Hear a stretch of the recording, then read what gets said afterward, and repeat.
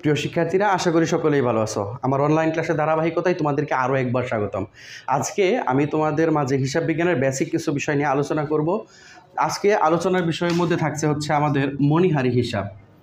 খেয়াল করে দেখো, মণিহারি কি, এটা আমাদের ছেলেমেয়েরা অনেক সময় বুঝতে পারে না।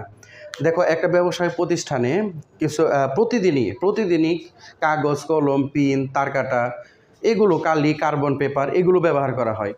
এই হিসাব বিজ্ঞানে এই কাগজ, কলম, পিন, তারকাটা, কালি, তারপর কার্বন পেপার এগুলোকে মণিহারি হিসেবে লেখা হয়। এই জিনিসগুলো ক্রয় করার জন্য প্রতিষ্ঠানকে যে টাকাটা খরচ করতে হয়, সেই খরচটার নামই হচ্ছে মণিহারি খরচ।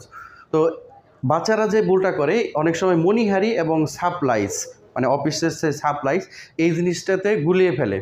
এদিকে কিন্তু লক্ষ্য রাখতে হবে। তো পরবর্তী ভিডিওয়ে আমি সাপ্লাইস সম্পর্কে আলোচনা করব। দেখো, এই যে মণিহারি, কাগজ, কলম, পিন, তারকাটা, এইগুলোর পিছনে কোম্পানিকে যে টাকাটা খরচ করতে হয়, এই টাকা একবার যদি খরচ করে তাহলে এটা দ্বারা দীর্ঘদিন সুবিধা পায় না, অল্প কিছুদিন সুবিধা পায়।